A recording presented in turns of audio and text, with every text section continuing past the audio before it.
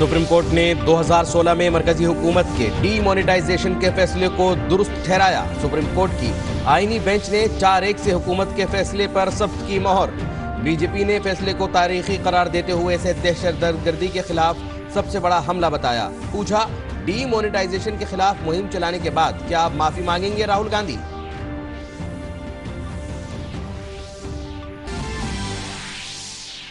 BJP के कौमी सदर जगत प्रकाश नड्डा आज महाराष्ट्र के दौरे पर चंद्रपुर में अवामी जलसे से किया खिताब। शिवसेना पर इख्तिदार के लालच में बीजेपी की पीठ में छुरा घोंपने का लगाया इल्जाम। कहा, रियासत में ऐसी हुकूमत आई जिसके सरबराह ने अपने नजरिए से ही किया समझौता।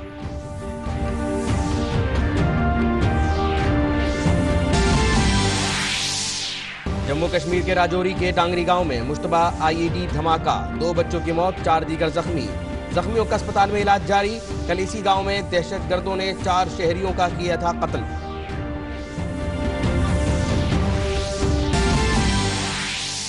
और ऑस्ट्रिया दौरे पर गए वजीर खारजा डॉक्टर एस जयशंकर आज बयाना में अपने ऑस्ट्रियाई हम मनसब अलेक्जेंडर शालिनबर्ग के साथ करेंगे नुमाइंदा वफ़द सतह की बातचीत के बाद दोनों ममालिक के दरमियान अहम मुआहदों पर दस्तखत होने की उम्मीद।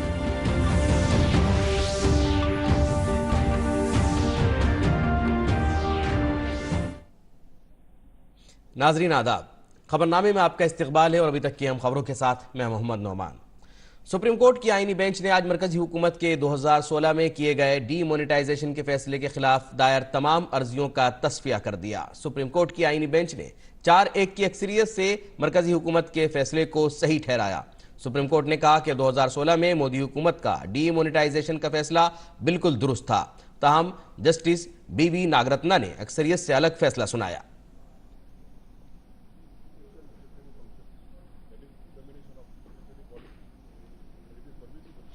डीमोनेटाइजेशन की पॉलिसी पर सुप्रीम कोर्ट के फैसले पर रद्द-ए-अमल जाहिर करते हुए साबिक वजीर कानून और बीजेपी के सीनियर लीडर रविशंकर प्रसाद ने डीमोनेटाइजेशन के खिलाफ तमाम 58 अर्जियों को मुस्तरद करने के सुप्रीम कोर्ट के फैसले की तारीफ की। उन्होंने कहा कि अदालत ने तस्लीम किया है कि हुकूमत की नीयत और पॉलिसी दुरुस्त थी। रविशंकर प्रसाद ने कहा कि डीमोनेटाइजेशन दहशतगर्दी और बदउनवानी के खिलाफ सबसे बड़ा हमला है। The Supreme Court today, by a majority judgment of 4-1, has dismissed all the 58 writ petitions challenging the constitutional validity of the historic demonetization scheme launched in 2016 by the Shri Narendra Modi government. This whole exercise was done for a valid cause, namely removing fake currency, containing terror funding, black marketing, etc. और ये उद्देश्य सही है और government ये policy decision ले सकती है। बीजेपी के कौमी सदर जगत प्रकाश नड्डा ने महाराष्ट्र के चंद्रपुर में एक जलसे आम से खिताब करते हुए महाविकास अघाड़ी को हदफ तनकीद बनाया। उन्होंने साबिक वजीर आला उद्धव ठाकरे पर इख्तिदार के लिए नजरिए से समझौता करने का इल्जाम लगाया। नड्डा ने कहा कि उद्धव ने इख्तिदार के लालच में पीठ में छुरा घोंपा और उनके साथ खड़े रहे जिनके खिलाफ बाला साहब ठाकरे हमेशा लड़ते रहे थे। ताजुब होता है कि ऐसी सरकार आई कि आपने अपने विचारधारा से कॉम्प्रोमाइज कर लिया, गणेश उत्सव बंद कर दिया, दही हांडी के कार्यक्रमों को रोक दिया। भारत की संस्कृति से जुड़े हुए महाराष्ट्र, जो विकास के दृष्टि से और संस्कृति से जुड़ा हुआ महाराष्ट्र था, उनकी सांस्कृतिक भावनाओं को ठेस पहुंचाते हुए उन लोगों के साथ खड़े हो गए जिन लोगों ने भारत के राजनीति में संस्कृति को समझने से इनकार किया था। ऐसे लोगों के साथ आप खड़े हो गए। मैं याद नहीं दिलाना चाहता, लेकिन हमारे पालघर में साधुओं के साथ जो बर्ताव हुआ, उद्धव हिंदू सम्राट के बेटे CBI को इंक्वायरी थमाने से पीछे हट गए। एनसीपी और कांग्रेस के दबाव में आकर के क्या हो गया था। बीजेपी सदर ने मोदी हुकूमत के मुल्क की तरक्की के नई बुलंदियों पर ले जा रही है। उन्होंने कहा कि इस मौके पर उन्होंने भारत की दुनिया की 5वीं बड़ी मईशत बनने का भी तस्करा किया। जिस देश ने हमको 200 साल तक राज किया, ब्रिटेन, आज इस मंदी के जमाने में भी भारत ब्रिटेन को पछाड़ करके दुनिया की 5वीं नंबर की अर्थव्यवस्था बनकर के खड़ा हो गया। आज जब अमेरिका इन्फ्लेशन से लड़ रहा है, रशिया इन्फ्लेशन से लड़ रहा है, वहां भारत अपनी इन्फ्लेशन को स्टेबिलिटी के साथ देश के अर्थव्यवस्था को मजबूत नींव पर रखने का काम कर रहा है। आज हम स्टील में दुनिया के दूसरे नंबर के मैन्युफैक्चरर हो गए। 8 सालों के अंदर जो देश 52% मोबाइल बाहर से लाता था, आज यह देश 97% मोबाइल भारत में बना रहा है और दुनिया को सप्लाई कर रहा है।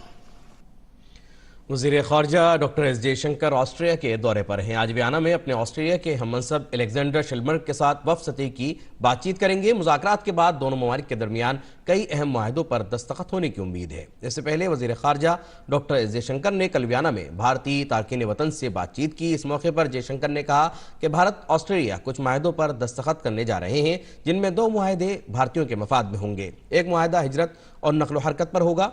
ये भारतीयों के लिए आसान हो जाएगा, खासतौर पर जो तलबा पेशेवराना तालीम के तौर पर यहाँ आना चाहते हैं।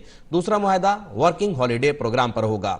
हम पहली बार किसी भी मुल्क के साथ यह मुआहदा करने जा रहे हैं। We are going to be signing a few agreements. I think 2 of them should be of interest to the Indian community. One is an agreement on migration and mobility. We will try to make it easier for people who want to work here, who want to come here for business, who want to come here as students, who want to come here as professionals. The second agreement we will be signing is something called a working holiday program. And a working holiday program we are actually doing for the first time with any country. It will mean that students who come to Austria can actually work here for 6 months. Jaishankar ने कहा कि हम G20 सदारत का इस्तेमाल बैनुल-अक़वामी बिरादरी के मफाद के लिए करना चाहते हैं। हम गैर जानिबदाराना तौर पर इंसाफ की आवाज़ बनना चाहते हैं। हम उन माशरों और ममालिक की आवाज़ बनकर उभरना चाहते हैं जिनके पास तवानाई और ग़िज़ाई तहफ़्फ़ुज़ से मुताल्लिक़ मामलात पर बोलने वाला कोई नहीं है। We intend to use our presidency obviously for the benefit of the international community.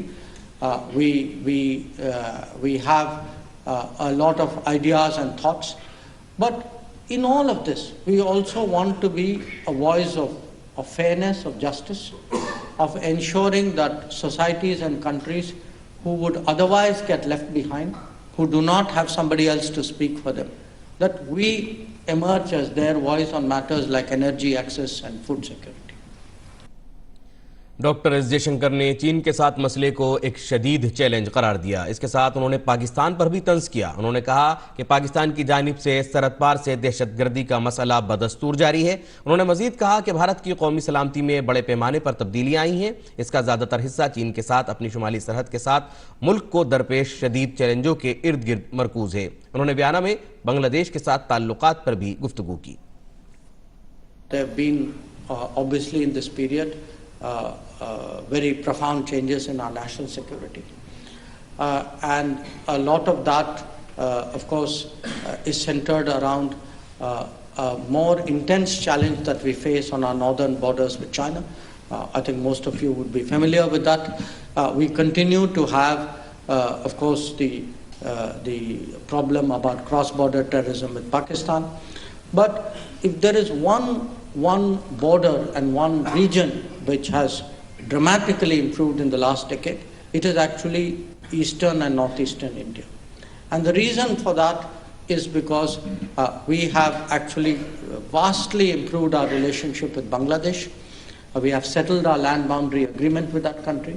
And really, that is an example of where diplomacy, successful diplomacy, has directly contributed.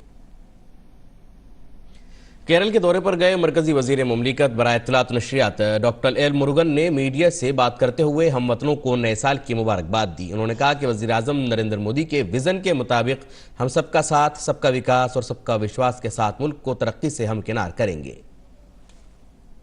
9 वर्ष के लिए मैं सबको मेरा मुबारक हूँ। मेरा इस 9 वर्ष में सब खुशी रहना एंड प्रोग्रेसिव कंट्री होना हमारा प्रधानमंत्री विजन। हम सब एक साथ सबका विकास, सबका विश्वास, सबका प्रयास लेके हम एक साथ नेशन आगे लेके जाने के लिए काम करना। और दिल्ली सिख गुरुद्वारा मैनेजमेंट कमेटी के सदर हरमीत सिंह कालका ने कहा कि वीर बाल दिवस मनाने से साहिबजादों की तारीख अब हर घर तक पहुंचेगी। उन्होंने इस दिन के लिए वजीर आजम नरेंद्र मोदी की तारीफ की, जिसकी वजह से 26 दिसंबर को वीर बाल दिवस के तौर पर मनाया गया। उन्होंने कहा कि वजीर आजम ने इस दिन को साहिबजादों की कुर्बानी के लिए वक्फ करके एक नई तारीख रकम की है, जिसकी वजह से तमाम सिख पीएम मोदी के शुक्रगुजार हैं। जम्मू कश्मीर के राजौरी में कल शाम 4 लोगों की हलाकत के बाद एक मुतासरीन में से एक के घर पर आईडी धमाका हुआ, जिसमें एक बच्चा हलाक और 4 दीगर जख्मी हो गए। मुतासरीन को इलाज के लिए जीएमसी राजौरी में दाखिल कराया गया, जहां इलाज के दौरान एक बच्चे की मौत हो गई। जम्मू रेंज के additional director general of police Mukesh Singh के मुताबिक एक और मुश्तबा आईडी देखी गई, जिसे बहिफाजत हटा दिया गया है। और हेरिटेज वॉक के तहत आज चलिए राजस्थान के जोधपुर में वाक़े उम्मेद भवन पैलेस के सफर पर। यह खूबसूरत इमारत है जो अपने बेहतरीन डिजाइन और तर्ज तामीर के लिए सयाहों में काफी मकबूल है।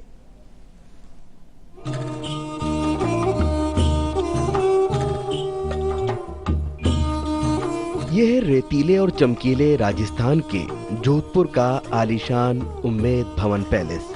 इस पैलेस की तामीर सन 1943 में की गई थी।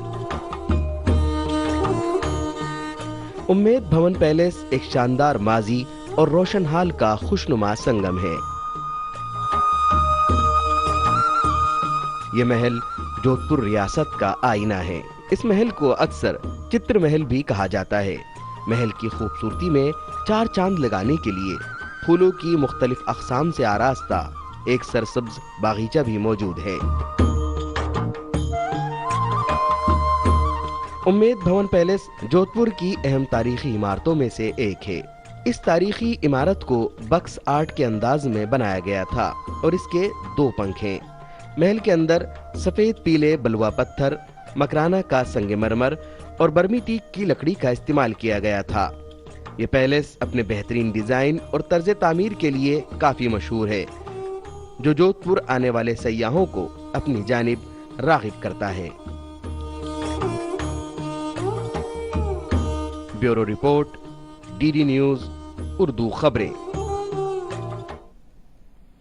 जम्मू कश्मीर के राजौरी के डांगरी गांव में दहशतगर्दाना हमले के बाद इलाके में सिक्योरिटी बढ़ा दी गई है। सिक्योरिटी फोर्सेस इलाके की निगरानी के लिए ड्रोन ऑपरेशन कर रही हैं। दहशतगर्दों की गिरफ्तारी के लिए सर्च ऑपरेशन जारी है। वाज़ेह रहे कि गुज़िश्ता रोज डांगरी गांव में दहशतगर्दों के हमले में 4 शहरियों की मौत हो गई थी।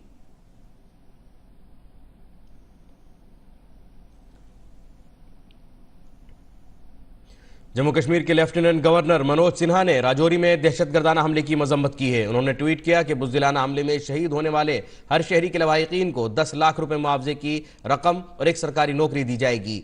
शदीद जख्मियों को 1 लाख रुपए दिए जाएंगे। आला हुक्काम को जख्मियों के बेहतर इलाज को यकीनी बनाए जाने की हिदायत दी गई है। और दिल्ली में एक 20 साला लड़की के साथ नए साल के मौके पर एक दर्दनाक वाकया पेश आया है, जिसके बाद तमाम मुलजिमीन को पुलिस रिमांड पर भेज दिया गया है। तमाम मुलजिमीन को रोहिणी कोर्ट में पेश किया गया था, जिसके बाद उन्हें हिरासत में भेज दिया गया। काबिल जिक्र है कि बाहरी दिल्ली के सुल्तानपुरी इलाके में शराब के नशे में डूबे हुए कार सवार नौजवानों ने एक लड़की की स्कूटी को टक्कर मार दी थी, जिसके बाद स्कूटी और वो लड़की बहुत दूर तक कार में फंसी हुई घिसटती चली गई। कई किलोमीटर बाद कंझावला में इस लड़की की लाश को निकाला गया और मुलजिमीन फरार हो गए। लड़की के साथ होने वाले वहशियाना हरकत से दिल्ली के लेफ्टिनेंट गवर्नर वी.के. सक्सेना हैरान हैं। एलजी ने ट्वीट करते हुए कहा कि कंझावला सुल्तानपुरी में हुए गैर इंसानी जुर्म से मेरा सर शर्म से झुक गया है। मैं इस वहशियाना हरकत से हैरान हूं। सुल्तानपुरी के डीसीपी हरिंदर सिंह ने कहा कि पुलिस ने 5 मुलजिमान को गिरफ्तार कर लिया है और इन पर गैर जमानती दफात लगाई गई हैं। उन्होंने अदालत में दरख्वास्त की है कि मुलजिमान की अदालती तहवील में तोसी की जाए ताकि मुलजिमीन से मुनासिब तफ्तीश हो सके। कंझावला से इन्फॉर्मेशन आई, देन वी कुड लिंक कि एक्सीडेंट में जो स्कूटी और जो विक्टिम थे वही महिला कंझावला के एरिया में ट्रेस हुई हैं। इसमें कार में बैठे हुए 5 लोगों को हमने अरेस्ट किया है। ना सिर्फ ड्राइवर बल्कि उनके साथ 4 लोग जो बैठे हुए थे उनके खिलाफ हमने धारा 304 IPC इन्वोक की है। ना ही उनको बेल मिली है और हमारी कस्टडी में है वो, और आज उनको हम कोर्ट में प्रोड्यूस करेंगे and we will request the court for the police remand, जिसके साथ हम साइंटिफिकली और फॉरेंसिक तरीके से उनके प्रेजेंस में हम पूरे सीक्वेंस ऑफ इवेंट्स को, उनके रूट को इस्टेब्लिश कर पाएँ। साथ ही विक्टिम का पोस्टमार्टम के लिए हम हेल्थ डिपार्टमेंट GN सिटी को रिक्वेस्ट कर रहे हैं to constitute a medical board, जहाँ पे 3 डॉक्टरों की एक टीम पोस्टमार्टम करेगी और हमें अपनी रिपोर्ट देगी। गुज़िश्ता 4 दिनों से कोविड के मामलात में इजाफा दर्ज हो रहा है। औसतन 200 से ज़ायद मामले दर्ज किए जा रहे हैं। वज़ीर-ए-आज़म के प्रिंसिपल सेक्रेटरी ने कोविड की तैयारियों के हवाले से एक आला सतही मीटिंग की है, जिसमें वज़ीर-ए-आज़म की हिदायत पर अमल दरामद का जायजा लिया गया। 6 ममालिक से आने वाले मुसाफिरों के लिए लाजमी करार दिया गया है कि वो RT-PCR टेस्ट रिपोर्ट को एयर सुविधा पोर्टल पर पोस्ट करें। रैंडम सैंपलिंग में अब तक 50 अफराद मुतासिर पाए गए हैं।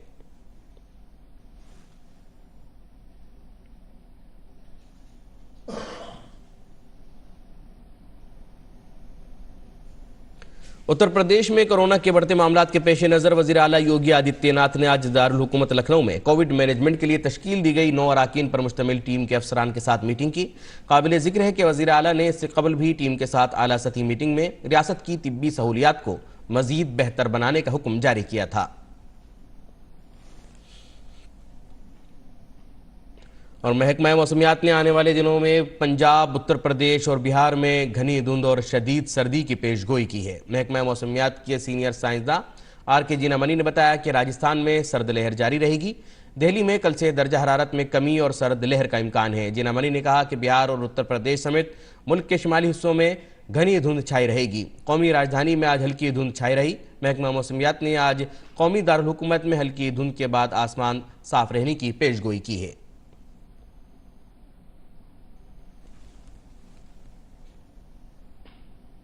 पूरे उत्तर प्रदेश में सर्द लहर का दौर जारी है। शदीद कोहरे और सर्द तरीन लहर के बायस कई अजला में स्कूलों के औकात में तब्दीली की गई है, जबकि कई अजला में इंतजामिया ने स्कूल बंद करने के अहकाम जारी कर दिए हैं।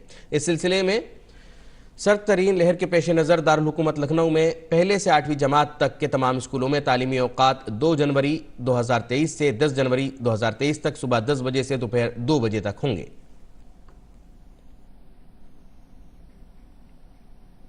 राजस्थान के पाली में रेल हादसा पेश आया। Bandra terminus Jodhpur Suryanagari express train आज सुबह 3:27 पर पटरी से उतर गई। हादसे में ट्रेन की 13 बोगियां मुतासिर हुई। यह हादसा जोधपुर डिवीजन के राजकेवास ममदरा सेक्शन के दरमियान पेश आया। हादसे में किसी जानी नुकसान की कोई इत्तला नहीं है। नॉर्थ वेस्टर्न रेलवे के CPRO कैप्टन शशि किरण ने कहा कि रेलवे ने जोधपुर से पेश आए हादसे की वजह से रिलीफ ट्रेन भेजी है। इसके साथ कंट्रोल रूम से भी मुसलसल निगरानी की जा रही है। मुतासिर मुसाफिरों को उनकी मंजिल तक पहुंचाने के लिए बसों का इंतजाम किया गया है। हादसे की वजह से रेल ट्रैफिक भी मुतासिर है। कई ट्रेनों के रूट तब्दील किए गए हैं और कई ट्रेनों को मनसूख कर दिया गया है। रेलवे के वजीर अश्विनी विष्णु सुबह 4 बजे से सूरत हाल पर नजर रखे हुए हैं। इसके अलावा मुसाफिरों और मुताल्लिका खानदान के अफराद के लिए हेल्पलाइन नंबर भी जारी किए गए हैं। जोधपुर के लिए 029126549979, 029126549993, 029126242125, 029124314646 और पाली मारवाड़ के लिए 029322503024। मुसाफिर और मुताल्लिका खानदान 138 और 1072 पर राब्ता करके भी मालूमात हासिल कर सकते हैं। NCC का योम जमहूरिया कैंप 2023 से शुरू हो गया है। आज कैंप का आगाज सर्वधर्म पूजा से हुआ। नायब सदर जमहूरिया 7 जनवरी को इस NCC योम जमहूरिया कैंप का बाकायदा इफ्तिताह करेंगे। कैंप के दौरान NCC की प्रधानमंत्री रैली भी निकाली जाएगी। NCC के योम जमहूरिया के इस कैंप में और क्या खास होगा, हमारे नुमाइंदे गिरीश निशाना ने NCC के director general lieutenant general Gurbir Pal Singh से खुसूसी बातचीत की। एनसीसी का रिपब्लिक डे कैंप आरंभ हो चुका है। इस पे ज्यादा बात करने के लिए हमारे साथ मौजूद हैं एनसीसी के महानिदेशक lieutenant general Gurbir Pal Singh. 2100 cadet इस आरडीसी कैंप में हिस्सा ले रहे हैं, सभी प्रांत सभी राज्यों से, और तकरीबन इसके अंदर हमारे पास 35% गर्ल्स कैडेट्स भी हैं। इन कैडेटों को कहाँ जाने का मौका मिलेगा? अभी थोड़ी देर पहले हमने सर्वधर्म स्थल पूजा करी, उसके दौरान हमने सब रिलीजन्स के बारे में ज्ञान दिया है। इस कैंप के दौरान ये वेरियस कंपटीशन में हिस्सा लेंगे। राजपथ के अंदर हमारे 2 कंटिजेंट हिस्सा लेते हैं। वेरियस डिग्निटरीज हमारे आरडीसी कैंप में विजिट करती हैं, हम उनको ऑनर करते हैं और उन डिग्निटरीज के घर में एक कैडेट्स को बुलाया जाता है। इसके सिवाय 19 देशों से यूथ एक्सचेंज प्रोग्राम के अंतर्गत कैडेट्स इधर आएंगे और हमारे इन कैडेट्स के साथ मिलेंगे। लास्ट के अंदर ये हमारा कैंप खत्म होता है तो आदरणीय प्रधानमंत्री की रैली होती है। सर, कैंप का औपचारिक रूप से उद्घाटन कौन करने आ रहे हैं? कैंप का उद्घाटन करने के लिए आदरणीय वाइस प्रेसिडेंट ऑफ इंडिया आएंगे। कैडेटों का किस तरह से सर व्यक्तित्व में निखार आ पाता है इस कैंप करने के बाद? 30 दिन की ट्रेनिंग कैंप के दौरान it is a different you. जो कैडेट हमारे पास आते हैं, काफ़ी सिलेक्शन, डीप सिलेक्शन प्रोसेस, 4 से 5 सिलेक्शन प्रोसेस के बाद आते हैं। 17 लाख कैडेट से ये 2100 कैडेट सिलेक्ट होकर हमारे पास आते हैं और जब यहाँ का कैंप करके वापस जाते हैं तो ये एक अलग इंसान, अलग इनमें देश भावना, देश प्रेम की भावना आ जाती है। तो ये थे लेफ्टिनेंट जनरल गुरबीर पाल सिंह साहब जो बता रहे थे कि किस तरह से देश भर से करीब 17 लाख कैडेटों में से केवल 2100 कैडेटों को यह शिविर करने का मौका मिलता है और यह कैंप करने के बाद कैडेटों में एक अलग ही निखार भी आता है। कैमरामैन राजेश शर्मा के साथ गिरीश निशाना, डीडी न्यूज, दिल्ली। और श्रीलंका में रेलवे अमले के रिटायरमेंट से मुताल्लिक मसाइल की वजह से आज सुबह कम से कम 11 शेड्यूल ट्रेनें मनसूख कर दी गईं। तवक्को है कि वजारत ट्रांसपोर्ट आज इस मसले को हल कर लेगी। रेलवे के तमाम अमले में से तकरीबन 500 अफराद 31 दिसंबर को 60 साल की उम्र को पहुंचने के बाद रिटायर हो गए। रेलवे स्टेशन मास्टर यूनियन के सदर सुमेधा सोमारत्ने ने कहा कि मनसूख शुदा ट्रेनों की तादाद में मजीद इजाफा होने की उम्मीद है और बाकी ट्रेनें मुसाफिरों को उनकी मंजिल तक नहीं ले जा सकेंगी। सोमारत्ने ने कहा कि 2013 से भर्ती किए गए स्टेशन मास्टरों की तकरीरों को मंजूरी नहीं दी गई। स्टेशन मास्टरों ने मुतनब्बे किया है कि अगर अगले हफ्ते तक मसला हल नहीं हुआ तो वो हड़ताल पर चले जाएंगे। इत्तला के मुताबिक रेलवे मुलाजिमीन की कमी की वजह से गुज़िश्ता 2 दिनों में तकरीबन 96 ट्रेनों के सफ़र मनसूख हो चुके हैं। महकमा रेलवे के पास तकरीबन 17,000 कामला है और रोज़ाना 30 लाख से ज़्यादा मुसाफिर इन ट्रेनों से सफ़र करते हैं। बैनुल-अक़वामी मालियाती फ़ंड के सरबराह क्रिस्टीना रीना जॉर्जिया ने कमज़ोर आलमी सरगर्मियों का हवाला देते हुए साल 2023 को मईशत के नज़रिए से चैलेंजिंग करार दिया है। बैनुल-अक़वामी मालियाती फ़ंड की सरबराह ने कहा कि आलमी मईशत के लिए 2023 एक मुश्किल साल होने वाला है क्योंकि अमेरिका, यूरोप और चीन में बड़ी हद तक कसाद बाजारी फैल रही है।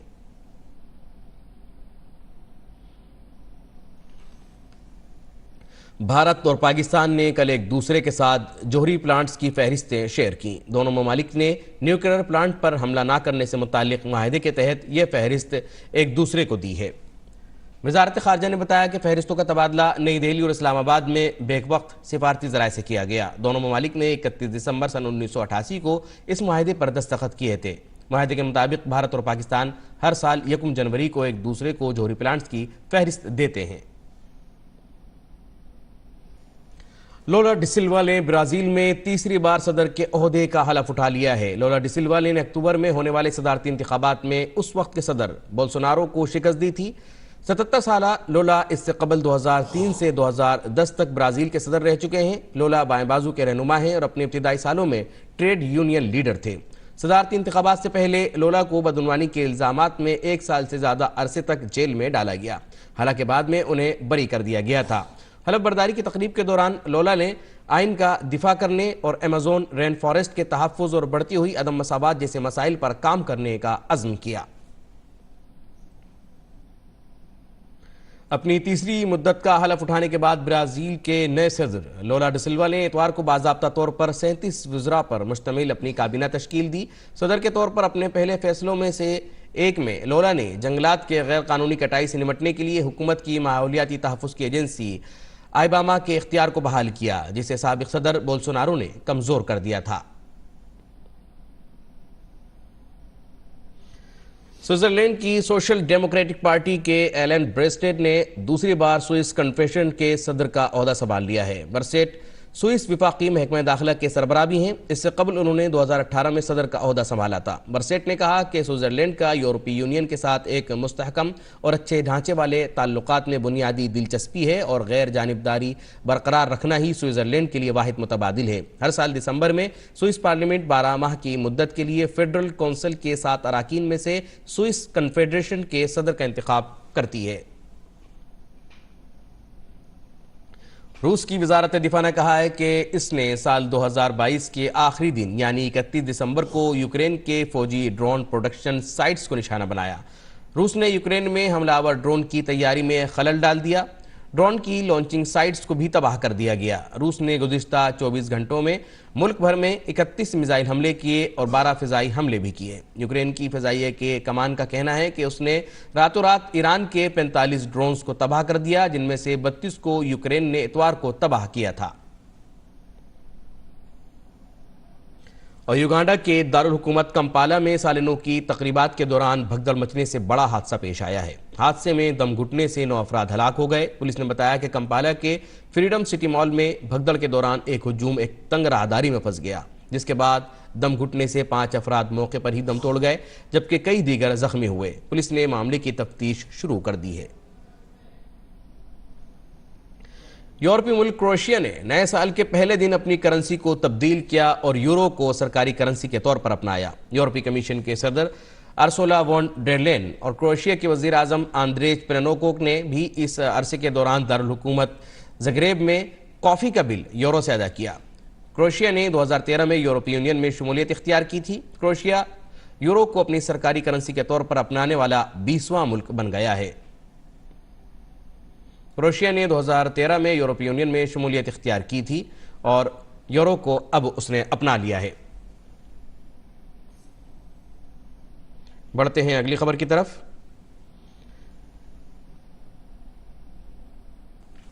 दिफाई चैंपियन और फॉर्म में मौजूद फ्रांसीसी क्लब पेरिस सेंट जर्मेन को साल के पहले दिन इबरतनाक शिकस्त का सामना करना पड़ा। फ्रांसीसी फुटबॉल लीग में पीएसजी को लेंस के हाथों 1-3 से शिकस्त का सामना करना पड़ा। गुज़िश्ता साल मार्च के बाद पीएसजी की ये पहली शिकस्त है। दूसरी जानिब 1998 में फ्रेंच लीग का टाइटल जीतने वाली लेंस इस जीत के साथ पॉइंट्स टेबल में दूसरे नंबर पर आ गई है, जो कायद पीएसजी से सिर्फ 4 पॉइंट्स पीछे है।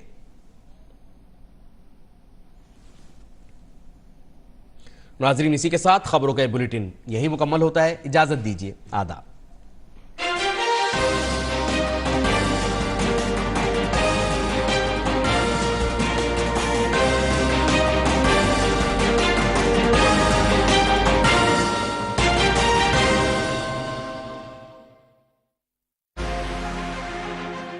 हमवार करेंगे आपके मुस्तकबिल